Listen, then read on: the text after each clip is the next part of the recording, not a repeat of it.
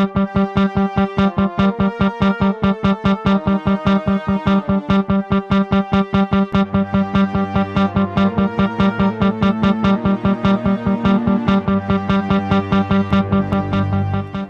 as I said, the topic of this presentation is going to be the status and challenges surrounding CPU hot plug.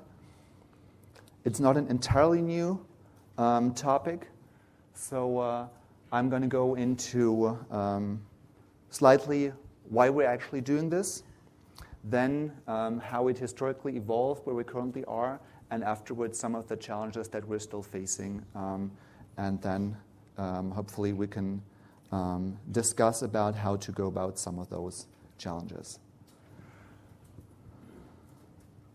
Some keywords here.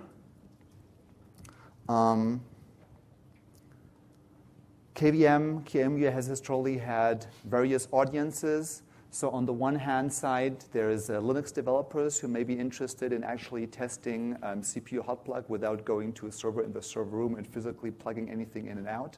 That's much more convenient. In particular for Linux drivers. Another topic has been that, for instance, on the data center, some providers want to actually bill customers by the CPU time, by the resources allocated for a virtual machine. But customers sometimes have workloads that are quite long running and where workloads can actually be scaled by having more virtual CPUs, but you don't need those all the time. So some form of scalability of having more CPUs during the lifetime of a virtual machine, whereas not having them all the time can be at least convenient. The alternative, obviously, is you can always just configure a CPU to have a certain number of CPUs, shut it down at some point if it's not really a long-running, days-long-running calculation or anything, and then reconfigure the machine definition to have more or less CPUs and then boot it up again. That has always been possible. In this case, it's really about dynamically scaling up and down the amount of virtual CPUs. So historically, originally, KVM was supported by a separate project called QEMU KVM, a fork of QEMU. And this had, at some point, a command called CPU set. This was essentially a pre-allocation of a certain number of CPUs, and you could then choose to set one of those CPU threads as online or offline, which meant that it would, pretty much consume no resources when it was unused. And you could then make it appear as if a CPU was added. If you think about this concept, this is pretty much what we're doing with the VirtIO balloon machine, or have been historically doing. And that is, you start with an upper limit, and then you have the option of going down, but you cannot go above that limit ever. At some point, I don't know the exact reasons why it stopped working, was no longer maintained in QEMU KVM, and we never had that functionality in QEMU from the start. So what we currently have in QEMU is a QMP and, since recently, an HMP method called CPU add, which takes as an argument a single number, the ID of the CPU to be added. And on the command line, you specify max CPUs. That is a maximum limit of CPUs that you allow the machine to have during runtime, but you do not create all those CPUs initially. You have, maybe you create, say, 4 CPUs, and you say as a maximum you're going to have 8. That means you can add 4 CPUs dynamically during runtime of the virtual machine. If you're running Linux, that means the CPU is dynamically created inside QEMU and inside the kernel via the corresponding ioctl. But in the guest, it is not immediately usable. It is seen in the offline state initially. And in order to bring it to the online state, you need to, for instance, write the corresponding value to the this file system for that particular CPU.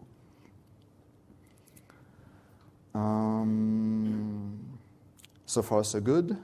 So initially, this was based on the huge and, very invasive refactorings around the CPU state, so that it was encapsulated as a QOM object, so that it was easily instantiatable dynamically. And Igor Mamedov, who's not here in the room, I believe, today, but Eduardo, moved around, yeah, is here today. He did the final touches on top of actually integrating it into the ACBI code and making those dynamically available to the guest operating system so that they can be discovered. I'm going to name a few names like this in the upcoming slides. It's probably never going to be all people who contributed to it, so please don't be mad. Definitely just saying that this is not all built on my own code. Now, I've been talking about CPU add. This is only about CPU hot plug. What we don't have at the moment is CPU hot unplug. Originally, at the time when this was first written, a kernel interface did not exist to dynamically unallocate the vCPU resources for KVM. I'm not entirely sure if that has been merged. There were definitely patches. I believe that is pretty much settled by now. But we've been having the discussion about how does the QEMU user interface for making use of this has to look like. So basically, this discussion is going to follow through the next few slides, and it's all going to be mostly about ABI stability.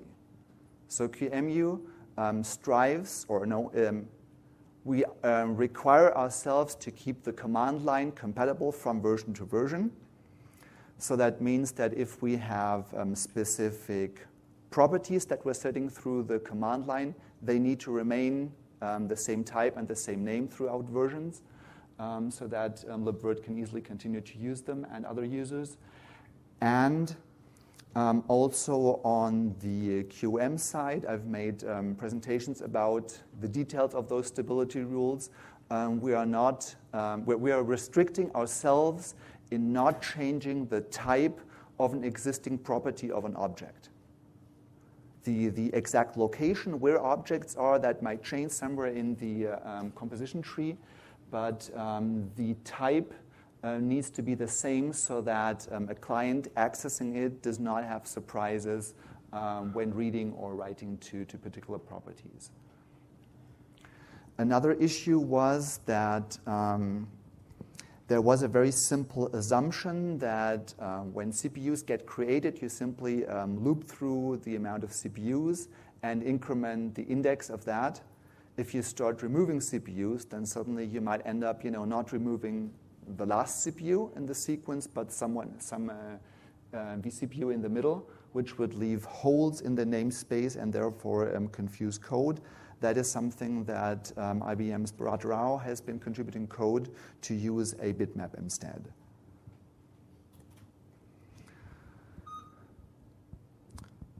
As I said, originally the CPU was a struct completely of its own, not connected to all the devices. Then it was made an object, and in the meantime, it's also a device. In the past, we couldn't use the device infrastructure for creating CPUs simply because it wasn't a device. Now it is. So the question is, can we actually use device add for adding a CPU? We've tried some steps into that direction, and we're hoping to make that work. But there are still some open questions surrounding that. For instance, what exactly is the type name going to be that you use for creating the object? Is it going to be like a Xeon E5 4242, which then means that you, for instance, create 6 threads at a time? Probably that's not going to be the use case that most people are going to want to use. However, it is what we would need to model to have it match what is done in actual hardware. So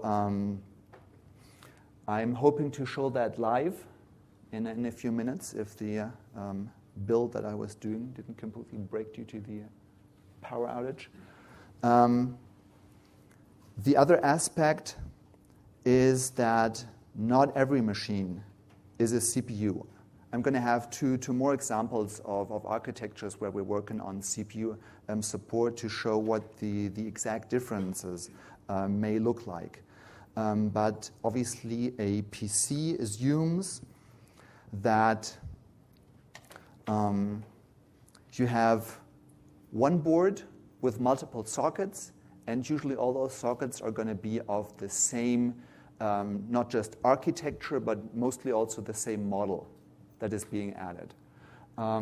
When you attended the session by Edgar Iglesias on the Xilinx MP SOC modeling and machine, there's like 3 different types of CPUs in there, even multi-target in QEMU terms.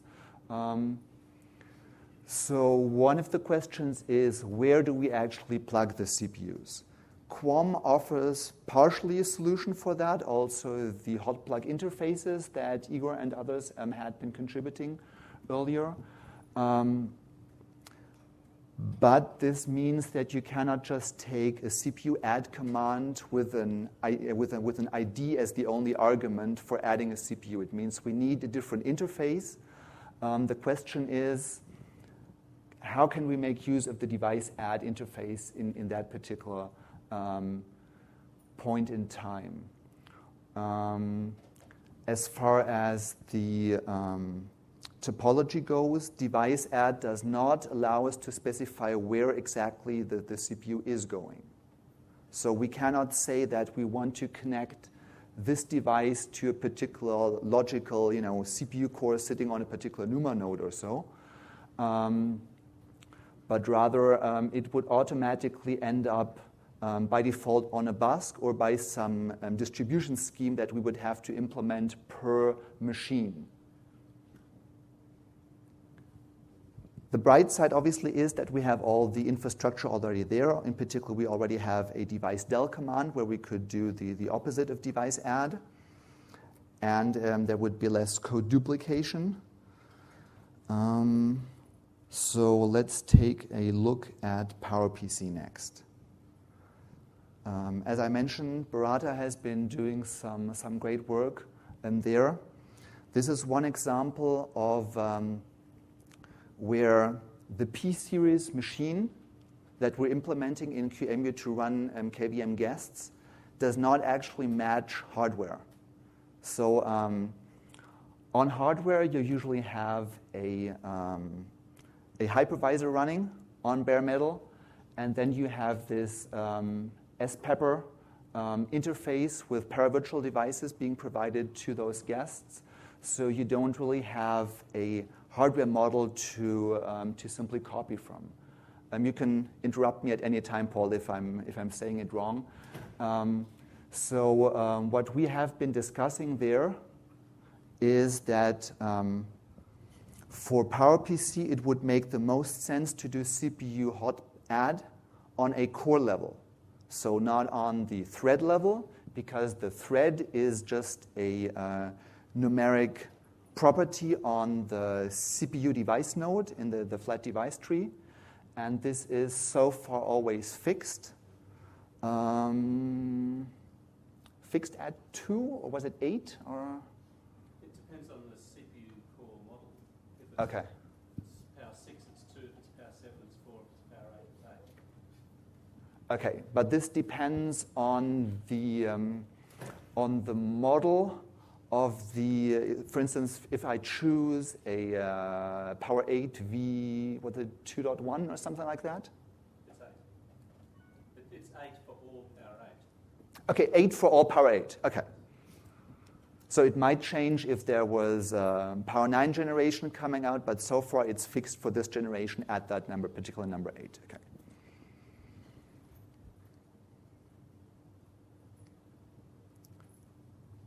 Okay.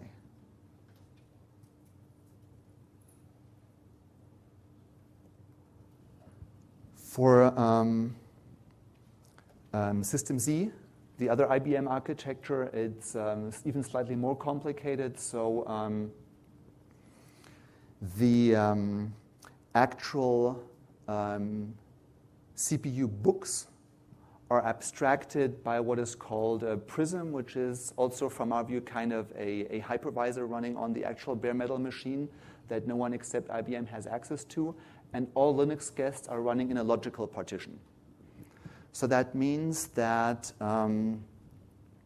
similarly, we don't want to do hot plug level on a full book, but instead we would actually like to do it on what we see as the thread level, or maybe consider that a core with just one thread per core. Yes? What's the difference between the CPU core level or thread level? So historically, what QEMU considers a CPU is what Intel considers a hyperthread. Or that's what the SMT is in the power world. So that's the logical thing where the code is actually executed and where the state resides.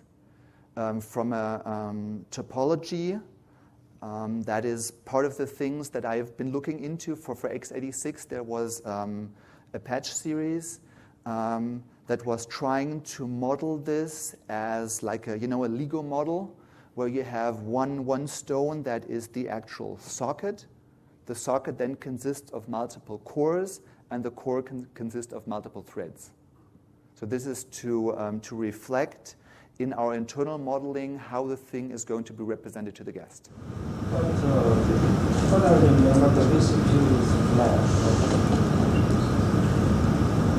I mean, the vCPU is flat. We didn't expose the neural topology to the guest.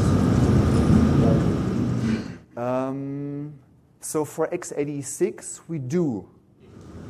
It's flat inside QEMU, but you expose some information to the guest that makes the guest think there are multiple cores and multiple threads. So the guest sees it as representing a certain topology, but the binding between what the guest topology is and what the host topology is well, to some degree configurable. Yeah. Okay.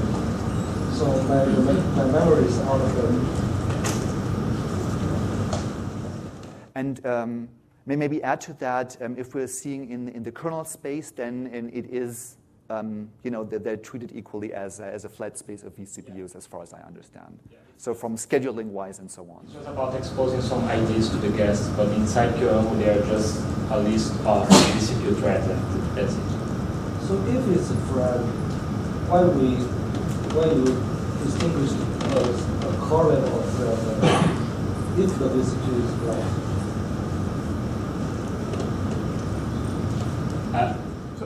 Well, it's not. What besides aesthetics does it get you to actually separate them or clump them into cores and sockets and things like that? Besides aesthetics, like what the values are on x86 or on other architectures? in general, I'm just curious. So in the real world, you hot plug by socket, but that also hot plugs uncore functions, right? Like uncore QEMUs and stuff like that. You may confuse guest operating systems because you're going to say, oh, there's a new thread here on this socket that's supposed to have 4 threads or whatever, and you see each one appearing at different times. So it may So it's confuse playing guests. along with the illusion of the guest operating system that's running on real hardware. Okay. I don't know about the other architectures. They may have requirements that where that must be on the socket level. Okay. So from a modeling view, I'm hoping to show that here in a screen dump from the QEMU monitor output. Are you maybe familiar with the UML component connector syntax? So it's like the QOM model has these link properties, and a link property is like a reference to a pointer. So that means that you can actually that is the point that you plug things into. And we need to make a decision at certain points of whether we want to have a child property, in which case it's an aggregate, so they're always connected together, or whether it's a link property, in which case we can configure as a user how those things are connected together. We can't do both at the same time. And if we choose to do, if we choose to have a model where we have a socket as the atomic entity on x86 at least, that was what I was suggesting in my patch series. It means that we then have the core as a child property to that, and to the core as a child property the actual thread with the state. But we can't mix that and then add another hyperthread to an existing core. We don't have the infrastructure for that, at least not today and not in the near future. So we need to, in that case, we would simply need to do the scalability by using different kinds of sockets with different numbers of cores and threads to have the same effect. So if you want to just add one CPU, you would have to have sufficient sockets to attach, sufficient link properties to attach socket objects to, so that you can have a socket object with one core and one core with one thread per core, so that you can effectively just have one vCPU added. That's kind of the effect that results out of those decisions, yes. On power, at least, having different cores with different number of threads would really confuse a Linux guest. Mm-hmm. Would it not confuse an x86 kernel, guest kernel? I have seen cases where the guest gets very confused when NUMA is involved. Okay. So yeah, it may have. I mean, we have a global threads core in the kernel that is global for the whole system. And if it was different for different cores, that would be really bizarre. So when we're saying confuse the guest, it's mainly about the scheduling part, right? Yeah. Or memory allocation because of the. Yeah, okay, yeah. I would think it would be possible to crash the guest kernel, at least on power. And the user space will get confused as well. Yeah, sure. If they make certain assumptions, definitely it's not a common thing. In particular, one thing that I've been told is something that we should, it's been under discussion. Should we prohibit people to plug different types of CPUs together? Not just different core counts, that's just a number. But what if you actually plug a Haswell CPU and a Broadwell CPU and something third together in the same CPU machine? That would certainly confuse the guest because it's nothing that is normally being done. There's always multiple levels of difficulties we can add, complexity. But I'm sorry. Why would you do that? I'm not saying that I want to do that. It's if we actually. Sorry, I'm really sorry. These slides are really dense. So device add takes as its first parameter a parameter called driver, which is the exact type name. So if we wanted to go with this approach, it would look like device-add space Haswell-x86_64-CPU. And then you can have like comma. Okay, there are syntax like, plus minus for adding features. Maybe let's skip that because that's a different complexity of its own, but you can add more properties even on the per device level. So the question is whether to fail the operation if they're not all the same and adding that extra step that makes, are they all identical, and if not fail, and whether you want to even do that and what that means, right? Exactly. It's the classical question of, do we want to allow users to experiment with weird things? Do we want to stop them from doing so? Or do we just see that as a user fault and try to just, print some error message, or maybe just let everything happen, or maybe print a warning instead of an error message and let things happen?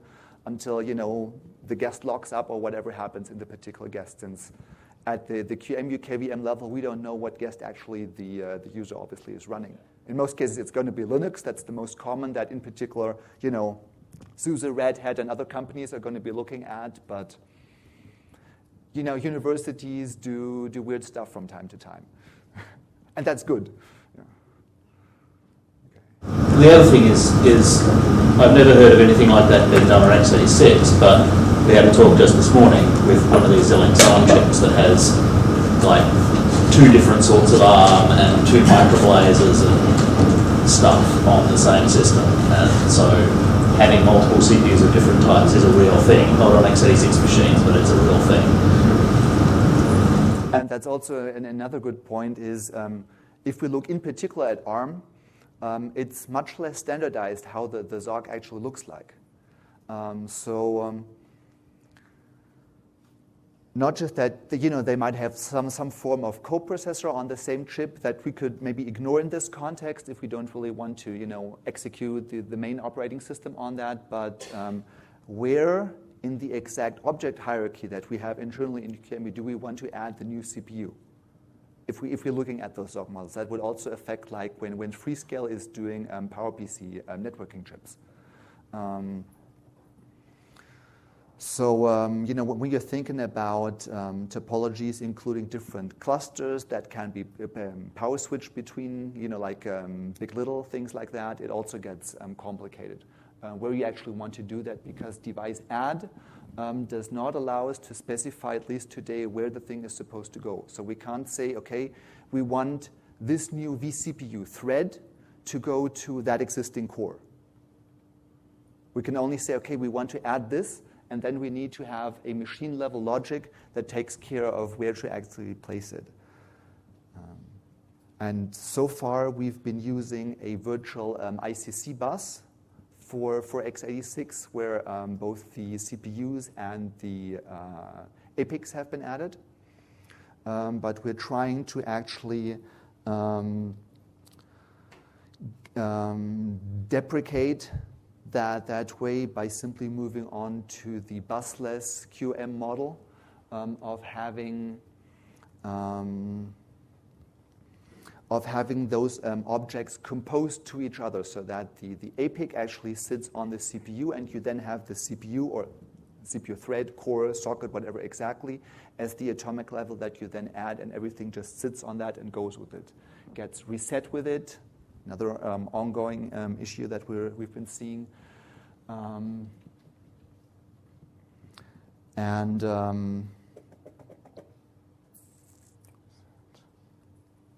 Well, obviously, the reverse, the unrealization in particular of the migration state and things like that also goes along with on which level we actually start, on which level the user interface operates. Okay. I think I'm going to go into the demo right now. We're almost pretty much over time, actually. So in QOM, we have this hierarchy where, among others, we have a node called machine, kind of file system-like. And under there, we have, when we hot add things, it's called peripheral.